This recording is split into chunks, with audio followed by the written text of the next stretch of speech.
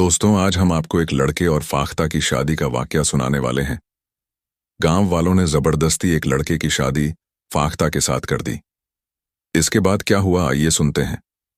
बहुत पुरानी बात है। वह द्वार था जब जिंदगी काफी सादा हुआ करती थी। न बड़े बड़े इमारतें, न कोई बिजली का झमेला, न शहरों जैसी रफ्तार। बस मिट्टी के घर, टीलों पर खड़ी झोपड़ियां और उनके बीच से बहती वह हवा जो हर शाम इंसानों के साथ परिंदों को भी मीठा एहसास देती थी। उसी जमाने में था एक गांव, सरायगढ़। सरायगढ़ अपने आप में बहुत अजीब था। वहां के लोग देखने में सीधे साधे, मगर जहालत उनके खून में शामिल थी। पढ़ाई की कोई रोशनी उस गांव की सरहदों को छू नहीं सकी थी। सबसे अजीब बात वहां का एक ऐसा रिवाज जिसे सुनकर परिंदों तक के रोंगटे खड़े हो जाएं। वो रिवाज क्या था? गांव के लोग यकीन रखते थे कि अगर किसी लड़की की शादी एक रात के लिए किसी जानवर से कर दी जाए और फिर अगली सुबह किसी इंसानी मर्द से शादी कर दी जाए तो उस लड़की के सिर्फ बेटे ही पैदा होंगे। बस इसी बात ने उस गांव में बेटियों की जिंदगियों को मजाक बना दिया था। जुल्म की इंतहा यह थी कि किसी की बेटी को बंदर से ब्याह दिया जाता तो किसी की बहन की शादी बकरे के साथ कर दी जाती। किसी का भाई सुबह उठता तो सुनता, बिल्ली तुम्हारी बहू है। और सबसे ज्यादा तकलीफदेह बात, यह सब एक रात के लिए होता। लेकिन उस एक रात की काली साया जिंदगी भर लड़की या लड़के के जिस्म और जहन से उतरती नहीं थी। गांव के बड़े बुजुर्ग इस बात पर फूलकर कुप्पा रहते जैसे उन्होंने कोई बहुत बड़ी पढ़ाई हासिल कर ली हो।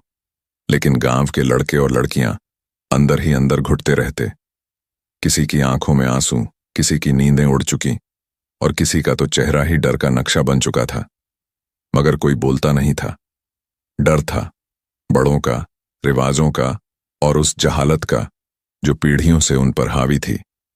उन्हीं दिनों की बात है, एक बुजुर्ग गांव के रास्ते से गुजरे। लंबा सफर तय करके थके हुए लग रहे थे। कंधे पर थैला, एक हाथ में डंडा और साथ में एक बहुत ही हसीन और नरम मिजाज परिंदा फाख्ता। मगर यह कोई मामूली फाख्ता नहीं थी।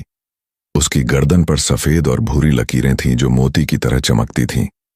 उसकी आंखों में अजीब सी चमक थी और पर ऐसे जैसे किसी रेशम का टुकड़ा उड़ता हुआ आया हो। गांव में किसी ने इतनी बड़ी और खूबसूरत फाख्ता पहले कभी नहीं देखी थी। हकीम साहब का नाम किसी को मालूम नहीं था। बस इतना पता चला कि वह दूर दराज के इलाकों में इलाज करने निकले हैं और अब सरायगढ़ में थोड़ी देर ठहरना चाहते हैं। गांव के लोगों ने जब एक बूढ़े आदमी के कंधे पर भाख्ता को बैठे देखा तो चौंक गए। कुछ बच्चे उसकी तरफ लपके और कुछ नौजवान लड़के दूर खड़े होकर उसे टकटकी बांधकर देखने लगे, जैसे उनकी आंखों के सामने कोई कीमती चीज आ गई हो। मगर कुछ लड़कों की आंखों में आंसू आ गए। हकीम साहब को हैरानी हुई। उन्होंने फाख्ता की तरफ देखा, फिर उन लड़कों की तरफ। एक पल के लिए वह खुद उलझन में पड़ गए। यह रो क्यों रहे हैं? उन्होंने फाख्ता से धीमे लहजे में कहा। कमर, लगता है तुझे देख के किसी की याद ताजा हो गई है इनको। जी हां, उस फाख्ता का नाम था कमर। कमर वो फाख्त था जो सिर्फ परिंदा नहीं बल्कि तजुर्बा थी। कमर कोई आम परिंदा नहीं थी। जब हकीम साहब गांव के बीचों बीच से गुजरे तो कुछ औरतों ने दरवाजे के पीछे से झांक कर देखा। किसी ने धीमे लहजे में कहा, ए सखियों, देखो तो कैसी बड़ी सी फाख्ता है। लगता है कोई औरत बनकर उसके अंदर बैठी हो। किसी लड़के ने अपने अब्बा से पूछा, अब्बा, क्या यह वही फाख्ता है जो कभी हमारे गांव में थी? अब्बा ने तुनक कर जवाब दिया, चुप कर, बेवकूफ मत बन। फाख्ता तो परिंदा होती है, औरत नहीं। मगर उनकी आंखों में भी शक की लकीरें दौड़ गई थीं। गांव के आखिरी किनारे पर एक बहुत पुराना और घना दरख्त था, शायद कई सदियों पुराना। उसकी शाखें इतनी बड़ी थीं कि वो अपने नीचे ठंडक और सुकून का एक पूरा माहौल बनाती थीं। हकीम साहब वहीं जाकर बैठ गए। कंधे से थैला उतारा, चादर बिछाई और कमर से कहा, कमर, अब तू भी आराम कर, हम बहुत थक चुके हैं। कमर ने गर्दन हल्के से हिलाई, अपने रेशमी पर फैलाए और चुपचाप एक पत्थर पर जा बैठी। थोड़ी देर कमर अपने पंख समेटे पत्थर पर बैठी रही और हकीम साहब अपनी चादर पर लेटकर आसमान की तरफ देखने लगे। उनका सफर बहुत लंबा था। सूरज सर पर चढ़ आया था और अब हल्के हल्के ढल रहा था। पेड़ की छांव ठंडी थी, मगर दिल में एक बेचैनी थी। वह बेचैनी जो गांव की खामोश निगाहें छोड़ गई थी। कमर की आंखें धीरे धीरे मटकने लगी, जैसे कुछ कहना चाहती हो। और हकीम साहब ने गर्दन घुमाकर उसे देखा, मुस्कुराए। कमर बेटा, उन्होंने अपनी धीमी आवाज में कहा, आज तो हमने बहुत। कमर से कहा, कमर अब तू भी आराम कर, हम बहुत थक चुके हैं। कमर ने गर्दन हल्के से हिलाई, अपने रेशमी पर फैलाए और चुपचाप एक पत्थर पर जा बैठी। थोड़ी देर कमर अपने पंख समेटे पत्थर पर बैठी रही और हकीम साहब अपनी चादर पर लेटकर आसमान की तरफ देखने लगे। उनका सफर बहुत लंबा था। सूरज सर पर चढ़ाया था और अब हल्के हल्के ढल रहा था। पेड़ की छांव ठंडी थी, मगर दिल में एक बेचैनी थी, वह बेचैनी जो गांव की खामोश निगाहें छोड़ गई थीं। कमर की आंखें धीरे धीरे मटकने लगीं, जैसे कुछ कहना चाहती हो, और हकीम साहब ने गर्दन घुमाकर उसे देखा, मुस्कुराए। कमर बेटा, उन्होंने अपनी धीमी आवाज में कहा, आज तो हमने बहुत लंबा सफर किया, सुबह से कुछ खाया भी नहीं। मुझे तो भूख लग रही है, तुझे भी लगी होगी ना? कमर ने गर्दन हिलाई, न सिर हिलाया न बोली, मगर हकीम साहब समझ गए, चलो ऐसा करते हैं। उन्होंने लाठी उठाई, थैला कंधे पर डाला। इन गांव वालों से खाना मांगते हैं, शायद किसी के दिल में एहसास आ जाए। अगर किसी ने दे दिया तो हम दोनों मिलकर खा लेंगे, वरना बात अधूरी छोड़कर वह मुस्कुरा दिए। कमर उड़ी नहीं, बस धीरे धीरे उनके पीछे चल पड़ी, जैसे कोई परछाई, जैसे कोई अपने वजूद का हिस्सा। गांव की तंग गलियों में घुसे हकीम साहब। छोटे छोटे मिट्टी के मकान, दरवाजों के बाहर टूटी चप्पलें, भीतर से खनकती बर्तनों की आवाजें। पहले दरवाजे पर पहुंचे, थोड़ा हिचकिचाते हुए दस्तक दी। भीतर से एक औरत आई। बूढ़ी नहीं थी, जवान भी नहीं, मगर उसकी आंखों में कुछ था। उसने फाख्ता को देखा, एक लंबी ठहरी हुई नजर, फिर हकीम साहब की तरफ देखती रही। कुछ बोली नहीं। बेटी, हकीम साहब ने अदब से कहा, हम मुसाफिर हैं, दूर से आए हैं। कुछ खाने को मिल जाता तो औरत ने कुछ नहीं कहा, बस अंदर पलटी और दरवाजा बंद कर लिया। अजीब लोग हैं। हकीम साहब बुदबुदाए, ना इनकार ना इजहार, बस चुप्पी। दूसरे दरवाजे की तरफ बढ़े, दस्तक दी। एक और औरत निकली, उम्र 30 के करीब। चेहरे पर सफाई थी, माथे पर पसीना, मगर उसकी नजरें भी वहीं टिक गई फाख्ता पर, जैसे वह उसे पहचानती हो, जैसे कोई भूला चेहरा दोबारा सामने आ गया हो। हकीम साहब ने फिर वही सवाल दोहराया, बेटी मुसाफिर हैं, कुछ खाने को मिल जाए? मगर जवाब वहीं तल्ख चुप्पी और अंदर लौट जाना। गली में अब हलचल सी होने लगी थी।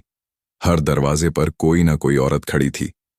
सबकी निगाहें फाख्ता पर थीं, जैसे वह किसी अपने की तलाश में थी, जैसे किसी छुपे हुए राज्य की पुकार सुन रही हो।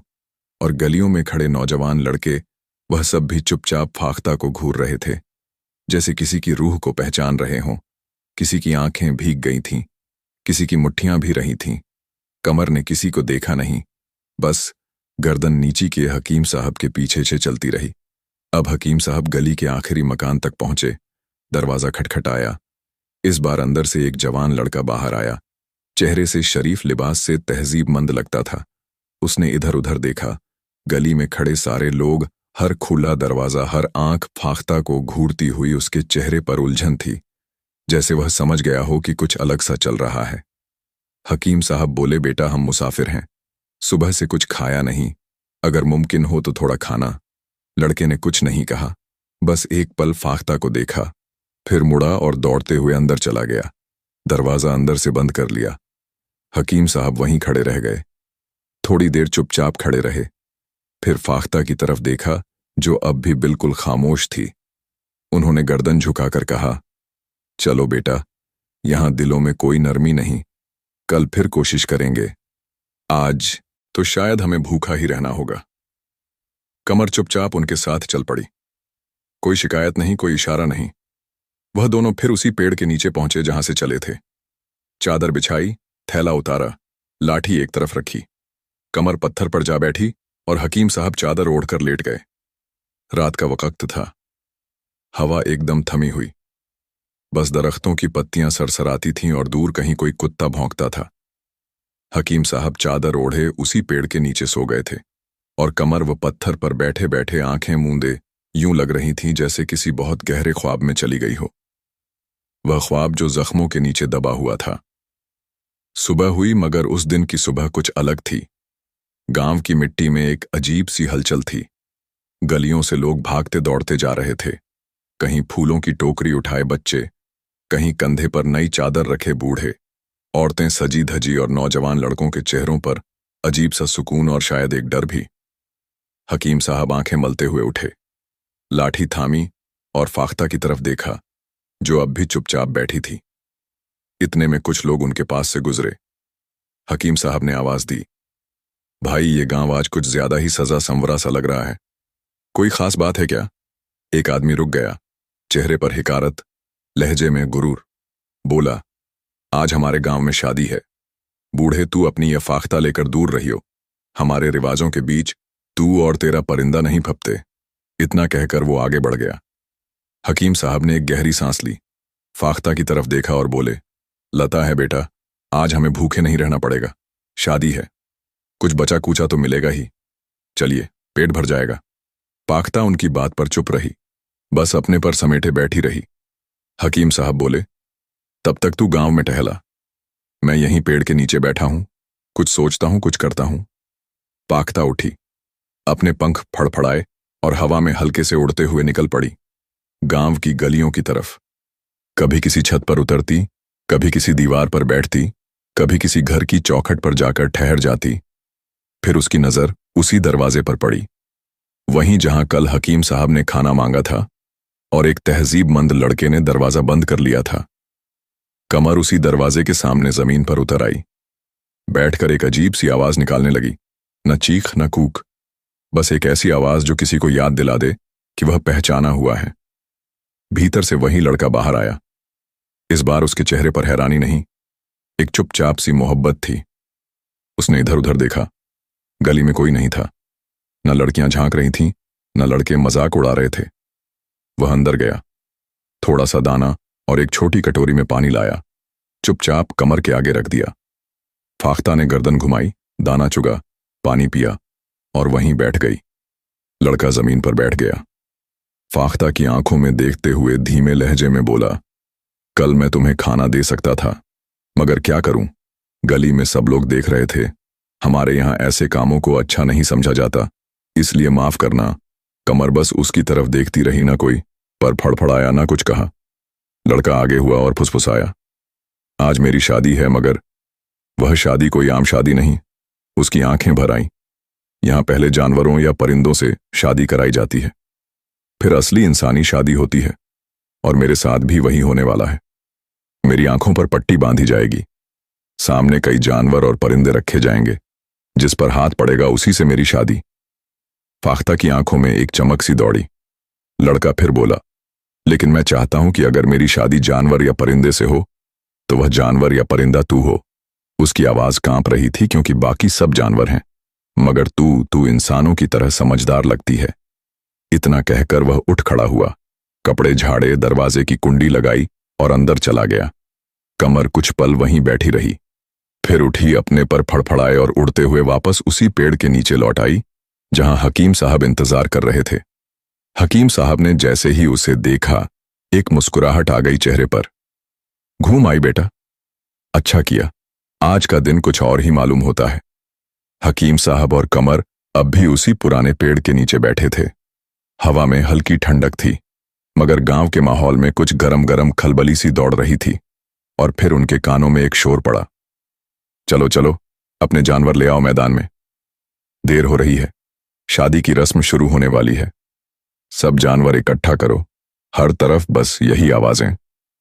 हकीम साहब उठे, कमर ने पंख समेटे और दोनों चल पड़े उसी गली की तरफ जहां कल वह भूखे लौटे थे और आज फाख्ता को किसी ने दाना पानी दिया था।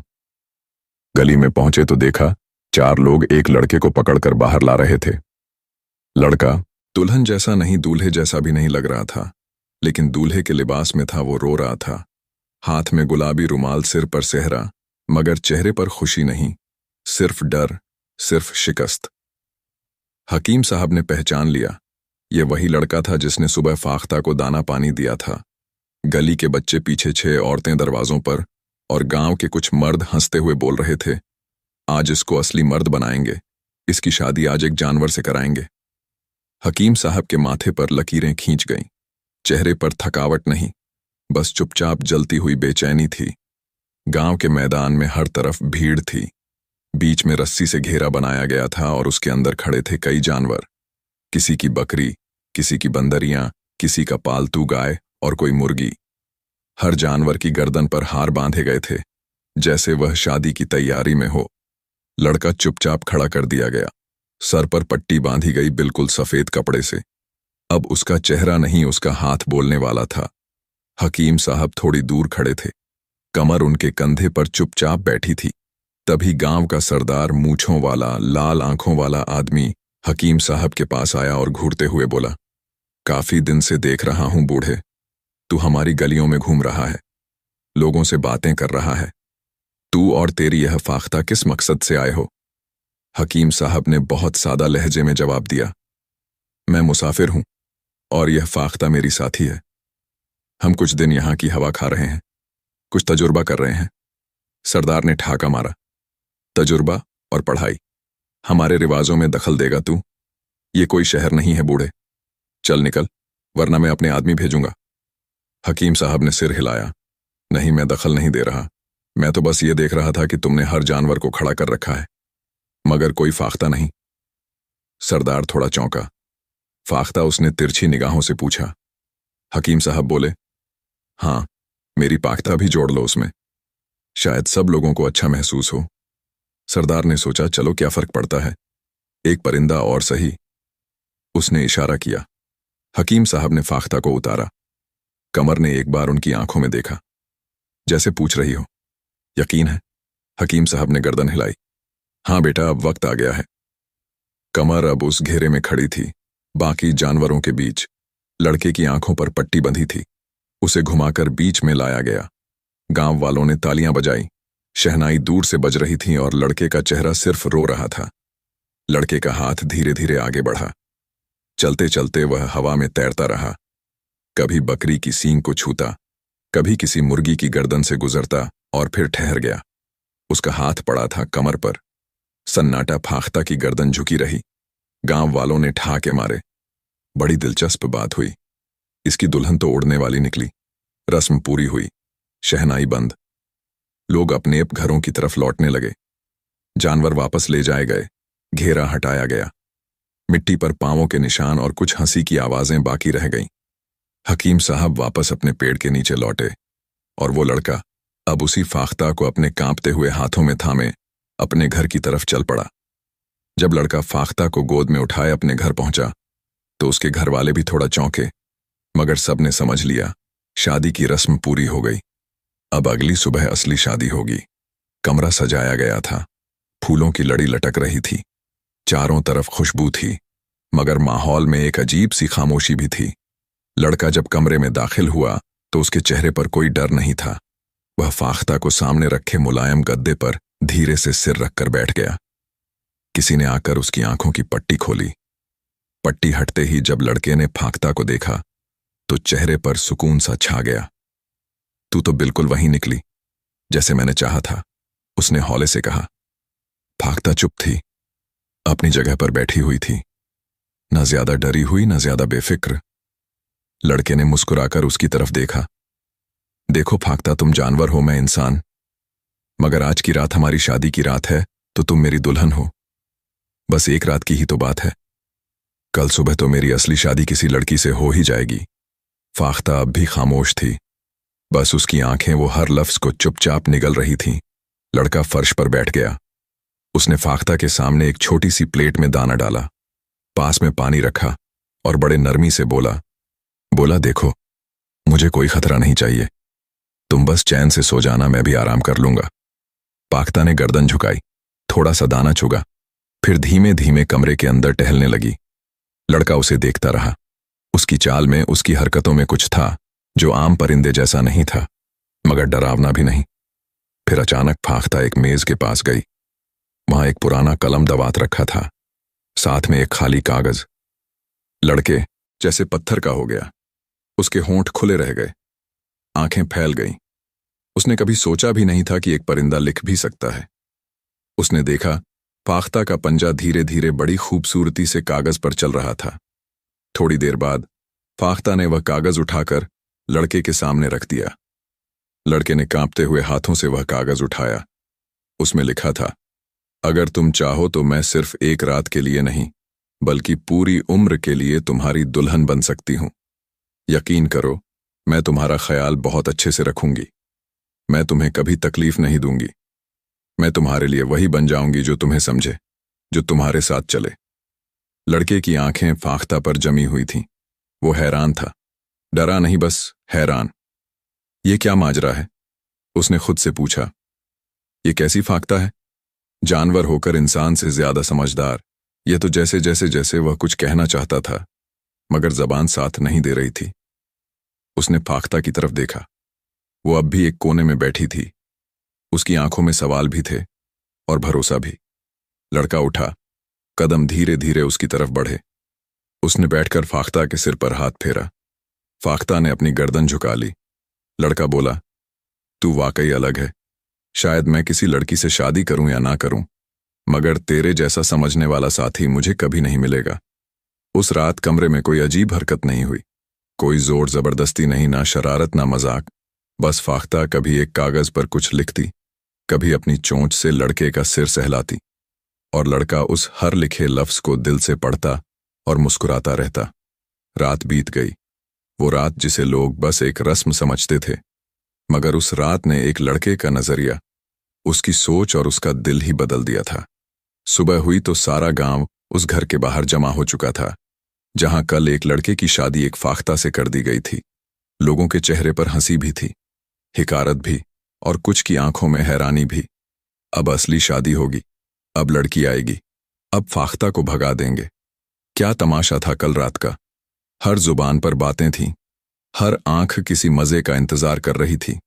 हकीम साहब भी वहां आ पहुंचे थे, चेहरे पर वही पुरानी मुस्कुराहट, मगर आंखों में गहराई और बहुत कुछ छुपा हुआ था। वो भीड़ में चुपचाप खड़े हो गए। फिर दरवाजा खुला और लड़का बाहर आया। अपने दोनों हाथों में फाख्ता को संभालते हुए भीड़ एक पल के लिए सन्न हो गई। गांव का सरदार सामने खड़ा था, सीने पर हाथ बांधे। उसने मुस्कुराते हुए कहा, अब वक्त आ गया है, अब तेरी असली शादी होगी। देख, सामने हमारे गांव की सबसे खूबसूरत लड़कियां खड़ी हैं, जिससे चाहे उससे शादी कर लें। फाख्ता को तो भूल जा, वो तो बस एक रात का खेल था। लड़का चुपचाप सर लटकाए खड़ा रहा। सबकी निगाहें उस पर थीं। लड़कियां शर्म से मुस्कुरा रही थीं, कुछ औरतें कानों में फुसफुसा रही थीं। सरदार ने फिर कहा, तो बोल, किसे चुनता है? यह है मौका। लड़के ने सर उठाया, धीरे धीरे एक बार सबकी तरफ देखा, फिर अपनी बाहों में बसी फाख्ता की तरफ देखा और फिर जोर से बोला, मुझे किसी इंसान से शादी नहीं करनी, मुझे सिर्फ इसी फाख्ता के साथ रहना है। भीड़ हक्की बक्की रह गई।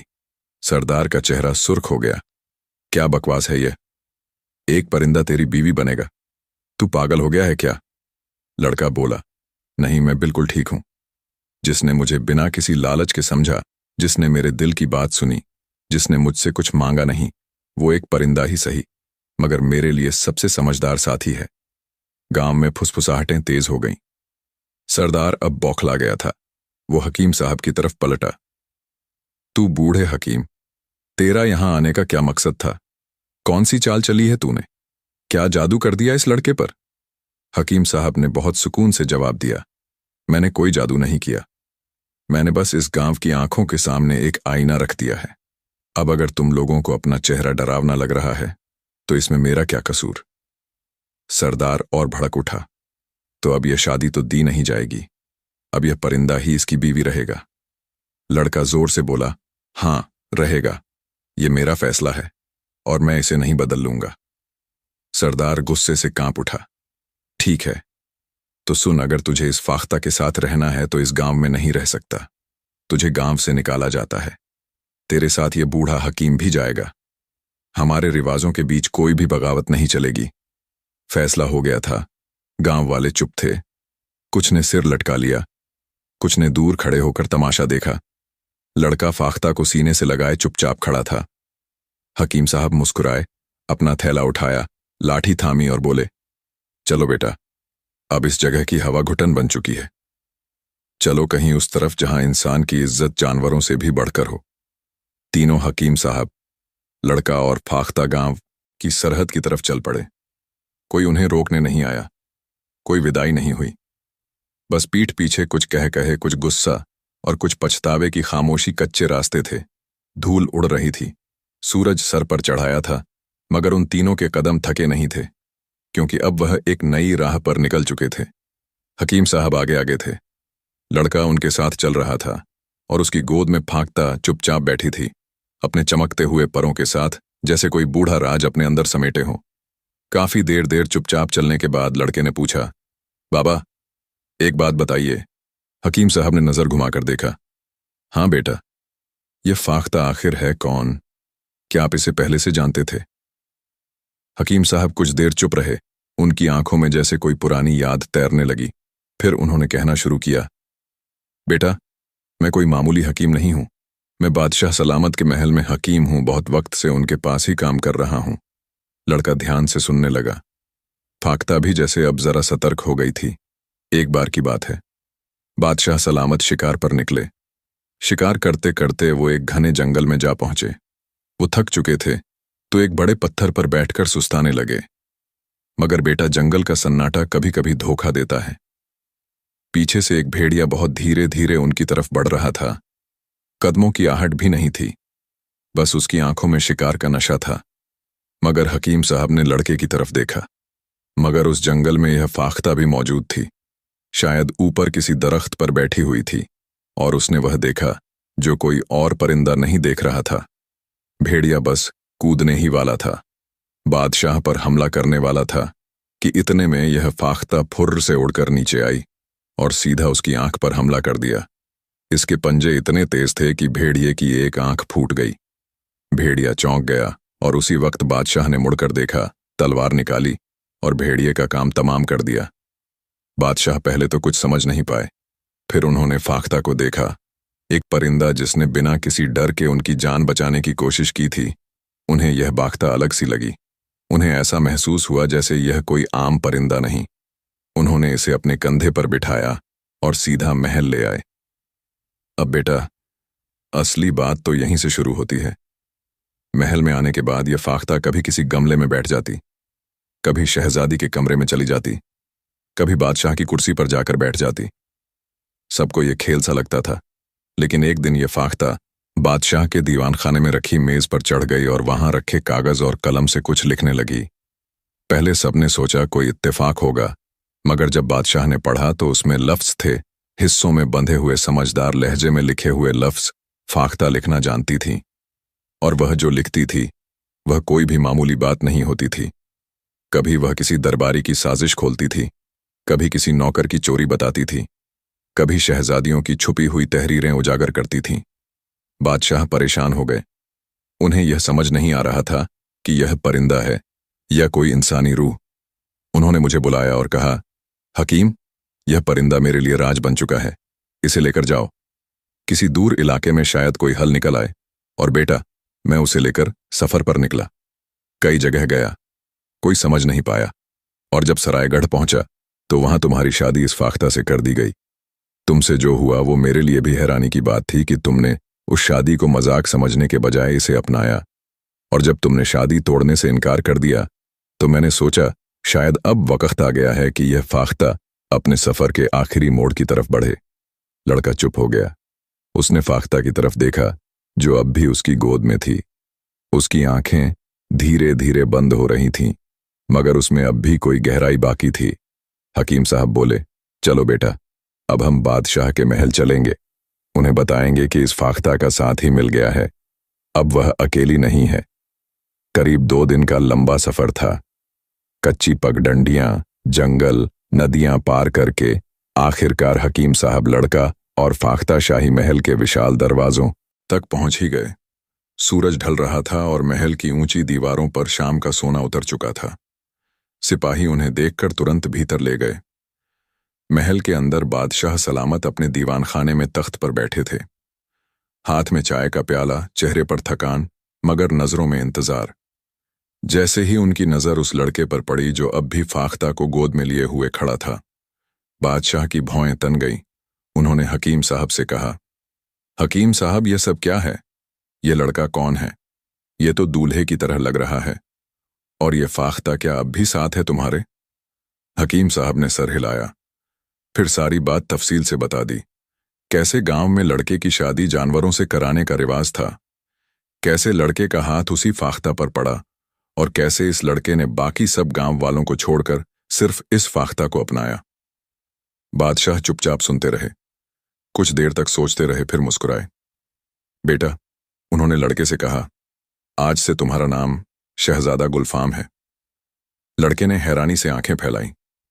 बादशाह बोले, तुमने इस फाख्ता को अपनाया तो अब यह तुम्हारी बीवी है। हमने इसके लिए महल में एक खास हिस्सा बनवाया है। वहां कोई आम सिपाही नहीं जाता, सिर्फ कुछ खास लोग ही पहुंच सकते हैं। तुम और यह फाख्ता वहां सुकून से रह सकते हो। शहजादा गुलफाम फाख्ता के साथ उस महल के खास हिस्से में चला गया। एक बड़ा कमरा, नरम बिस्तर, पर्दों में बंद खिड़कियां, खुशबूदार हवा। अब दोनों खुशी खुशी जिंदगी गुजारने लगे। ना गुलफाम ने कभी बादशाह से कोई शिकायत की, ना फाख्ता ने किसी के सामने कोई अजीब हरकत की।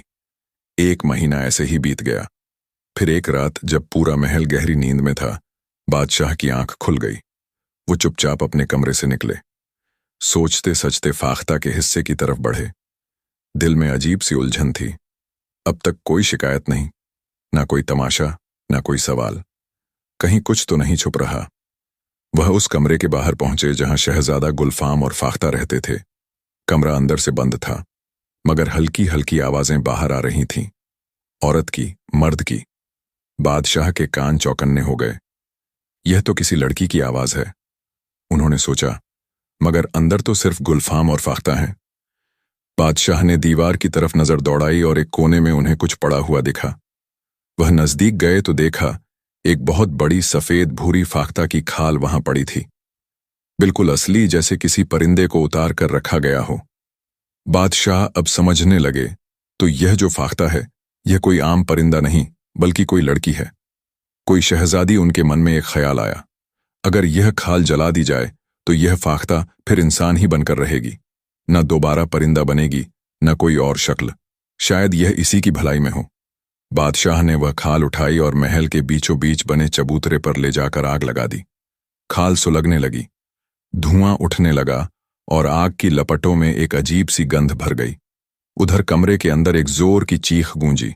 शहजादी जो अभी तक इंसानी शक्ल में गुलफाम के साथ थी, उसके जिस्म से धुआं निकलने लगा।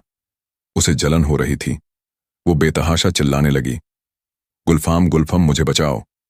वो दरवाजा खोलकर बाहर भागी। गुलफाम भी उसके पीछे निकला, मगर वह तेजी से महल से निकली और जंगल की तरफ चली गई। वो 2 आंखों से ओझल हो चुकी थी। गुलफाम ने जैसे ही महल के बीच पहुंचकर देखा, तो सामने की आग में उसकी फाख्ता की खाल जल रही थी। वह वहीं जमीन पर गिर पड़ा। नहीं, ये क्या कर दिया? वो रोता रहा, हाथों से आग बुझाने लगा, मगर अब देर हो चुकी थी। बादशाह वहीं खड़े थे, हैरान परेशान। यह क्या हो रहा है? गुलफाम ने फूट फूट कर सारी बात बता दी। यह फाख्ता नहीं, एक शहजादी है। वह अपनी शरारत की वजह से जादू से फाख्ता के भेष में थी। वह सिर्फ अपने शौहर के सामने इंसान बन सकती थी, बाकियों के सामने उसे फाख्ता बनकर ही रहना होता था। और आपने उसकी पहचान, उसकी सूरत, सब कुछ जला दिया। अब बादशाह भी सन्न थे, उनके हाथ कांप रहे थे, चेहरे से हवाइयां उड़ रही थीं। मैं तो भलाई करना चाहता था, उन्होंने कहा, मगर मैंने उसे उसकी मोहब्बत से जुदा कर दिया। अगली सुबह महल के बड़े से आंगन में बादशाह सलामत अकेले बैठे थे, चेहरा उतरा हुआ, आंखों में पछतावे की परछाइयां। शाही लिबास होने के बावजूद वो आज एक मुजरिम की तरह लग रहे थे। तभी सामने से शहजादा गुलफाम आता है, सलीके से आदाब करता है, फिर अदब से कहता है, बादशाह सलामत, अगर आपकी इजाजत हो तो मैं उस शहजादी को ढूंढना चाहता हूं जो पहले फाख्ता थी और जिसकी खाल आपने जला दी। बादशाह ने उसकी तरफ देखा, थोड़ी देर चुप रहे, फिर बोले, बेटा, मुझे नहीं लगता कि अब उसे ढूंढ पाना मुमकिन है। ना हमें उसका ठिकाना मालूम, ना कोई सुराग, बस एक नाम और एक अफसोस रह गया है। लेकिन शहजादा गुलफाम ने हार नहीं मानी थी। उसकी आंखों में एक वादा था, जैसे कह रहा हो, जब मोहब्बत अधूरी हो तो इंसान अधूरा नहीं रह सकता। बादशाह ने लंबी सांस ली। ठीक है, उन्होंने कहा, अगर तुझे यकीन है कि तू उसे ढूंढ सकता है तो जा बेटा, मैं तेरे साथ हूं। शहजादा गुलफाम ने कुछ जरूरी सामान लिया, एक मजबूत घोड़े पर सवार हुआ और एक अधूरी मोहब्बत को हासिल करने के लिए निकल पड़ा। जंगलों के रास्तों में कभी उबड़ खाबड़ जमीन, कभी कांटों से भरी राहें, कभी सूखे पहाड़, कभी अनजान पगडंडियां। दिन बीतते गए, हफ्ते बीत गए। गुलफाम का गोरा चेहरा अब सांवला पड़ चुका था। जिस्म कभी तंदुरुस्त था, अब थकान से टूटा सा लगता था। बाल बिखरे, आंखें सुर्ख, मगर दिल अब भी उतना ही साफ, उतना ही जिंदा। पूरा 1 महीना गुजर गया। फिर एक दिन वो एक घने जंगल के बीच एक पुराने दरख्त की छांव में बैठा था। पसीना सूख चुका था, सांसें थमी हुई थीं और वह सोच रहा था, क्या मैं हार रहा हूं? उसी वक्त उसी शोरगुल से भरे जंगल में एक तोता और एक तोती उड़ते हुए उसी दरख्त पर आ बैठे। दोनों आपस में बातें कर रहे थे। तोते ने तोती से कहा, क्या तुम्हें पता है, फरगान मुल्क की शहजादी बहुत बीमार है। उसका आधा जिस्म जल चुका है। वह बहुत तकलीफ में है। किसी को उसके पास जाने की इजाजत नहीं है। वो न कुछ खाती है, न कुछ बोलती है, बस चुपचाप लेटी रहती है। शहजादा गुलफाम का जिस्म कांप गया। उसने अपना सर उठाया, ध्यान से सुनने लगा। तोती ने पूछा, क्या कोई इलाज नहीं उसका? तोते ने जवाब दिया, है एक इलाज। एक जड़ी बूटी है इस जंगल के अंदर। काले महल के कुएं के पास वहां पीले फूलों वाली एक झाड़ी होती है। अगर उस बूटी को पीसकर उसके जिस्म पर लगाया जाए तो वह ठीक हो सकती है। शहजादा अब सांस भी नहीं ले रहा था, बस उन दोनों की बातों को अपने सीने में दर्ज करता जा रहा था। तोता और तोती फड़फड़ाते हुए उड़ गए। शहजादा एकदम से उठ खड़ा हुआ, कांपते हाथों से पानी पिया और बिना कुछ सोचे जंगल की उसी दिशा में बढ़ने लगा जहां पुराने काले महल का कुआं है। घंटों लगे, फिर एक पूरा दिन ढूंढते ढूंढते आखिरकार उसे वह पीली झाड़ी मिल गई। उसने झाड़ियां हटाई, जड़ों को खोदा, जड़ी बूटी निकाली और सांस थामकर उसी वक्त फरगान की तरफ रवाना हो गया। 2 दिन का सफर और भी मुश्किल भरा था। जिस्म थका हुआ, सांसें भारी, मगर दिल जिंदा था। शहजादा गुलफाम ने किसी को कुछ नहीं बताया, बस सीधे फरगान के महल पहुंच गया। दरबानों ने रोका, मगर उसकी आंखों में कुछ ऐसा था जिसे देखकर किसी को भी रोकने की हिम्मत न होती। उसे बादशाह सलामत के सामने पेश किया गया। महल का दीवान खाना सोने और चांदी से चमक रहा था, मगर बादशाह के चेहरे पर बेटी की तकलीफ का साया गहरा था। गुलफाम ने कहा, बादशाह सलामत, मैं आपकी शहजादी का इलाज कर सकता हूं। बादशाह ने ताज को थोड़ा सीधा किया। तू कौन है? कौन सी खानदानी हकीम की औलाद है तू? गुलफाम ने मुस्कुराकर जवाब दिया, मैं एक मुसाफिर हकीम हूं। मैंने सुना है आपकी शहजादी बहुत बीमार है। मैं सिर्फ उसका इलाज करने आया हूं। मेरे साथ एक हकीम औरत को लगा दीजिए, मैं इलाज शुरू कर दूंगा। बादशाह ने एक गहरी नजर से देखा।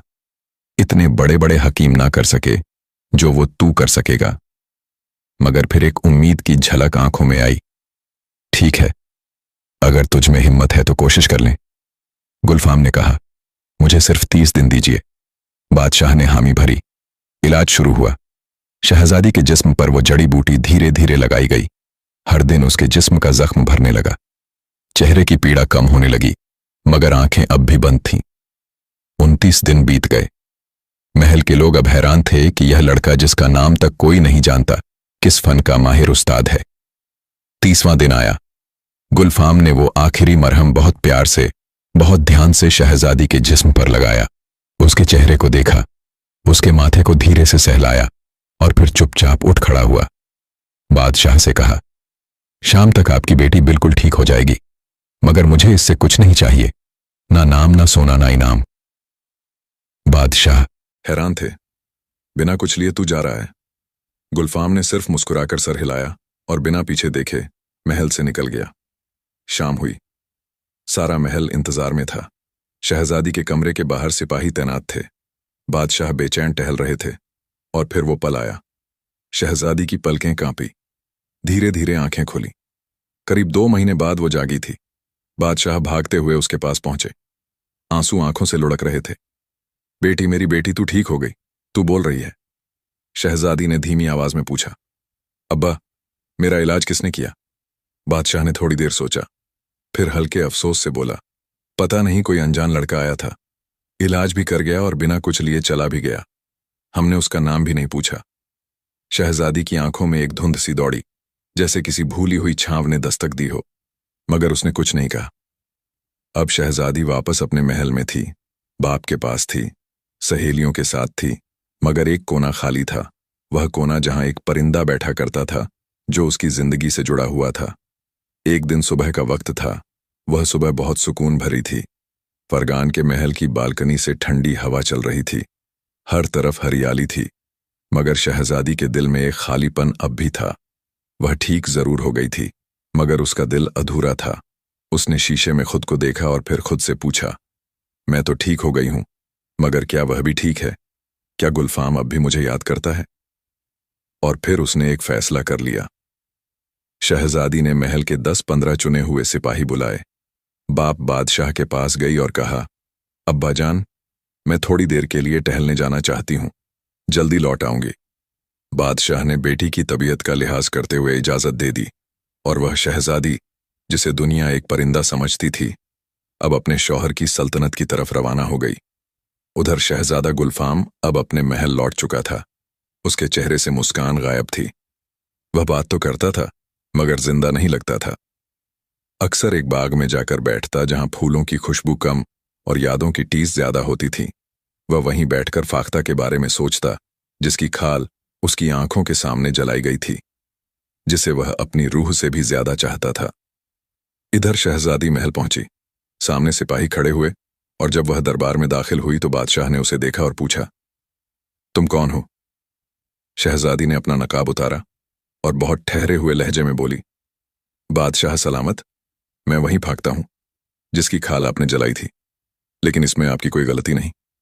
आपको सच्चाई मालूम नहीं थी। बादशाह की आंखें फैल गईं, सांसें रुक गईं। तुम शहजादी जी, मैं अब मुझे सिर्फ इतना बताइए, मेरा शौहर कहाँ है? बादशाह ने गहरी सांस ली। बेटी, वो तो अब भी बाग में बैठकर रोता है। तेरी याद में, तेरे गम में शहजादी सीधा बाग की तरफ बढ़ी। चलते चलते उसकी आंखें भीगने लगीं। वो बाग में पहुंची और बहुत धीमी मगर जान पहचान भरी आवाज में बोली। गुलफाम शहजादा धीरे से पीछे मुड़ा। सामने एक लड़की खड़ी थी, आंखों में वही गहराई, चेहरे पर वही नरमी और आवाज में वही सुकून। तो कौन हो? गुलफाम ने कांपते लहजे में पूछा। शहजादी मुस्कुराई। मैं तुम्हारी वही फाख्ता दुल्हन हूं जिसे तुमने सिर्फ एक रात का नहीं, पूरी जिंदगी का रिश्ता दिया था। गुलफाम की आंखें भीग गईं। वो उठा और सीधा शहजादी को गले लगा लिया। तुम ठीक कैसे हुई? उसने सवाल किया। शहजादी बोली, पता नहीं, अब्बा कहते हैं कोई लड़का आया था जिसने मेरा 30 दिन तक इलाज किया और फिर बिना कुछ लिए चला गया। गुलफाम ने सिर हिलाया लेकिन कुछ कहा नहीं। बस एक बात अजीब लगी। शहजादी बोली, मेरी एक अंगूठी थी जो अब नहीं है, शायद वही लड़का ले गया। गुलफाम अब मुस्कुराने लगा। शहजादी कुछ पल चुप रही, फिर बोली, अब मैं कुछ दिन यहीं रहूंगी, फिर मैं तुम्हें अपनी सल्तनत ले जाऊंगी। वहां हम दोनों खुशी से रहेंगे और अब्बा जान से मिलने भी आते रहेंगे। 1 महीना बीत गया था। शहजादी अपने शौहर गुलफाम के साथ उस महल में रह रही थी। वो दोनों सुबह बाग में चलते, दोपहर में किताबें पढ़ते, शाम को एक दूसरे की आंखों में देख लेते। बस वही काफी था। अब वक्त आ गया था लौटने का। शहजादी अपने लिबास में सजकर बादशाह सलामत के दरबार में पहुंची। बगल में खड़ा था उसका गुलफाम, जिसके चेहरे पर कोई गुरूर नहीं था, सिर्फ सुकून था।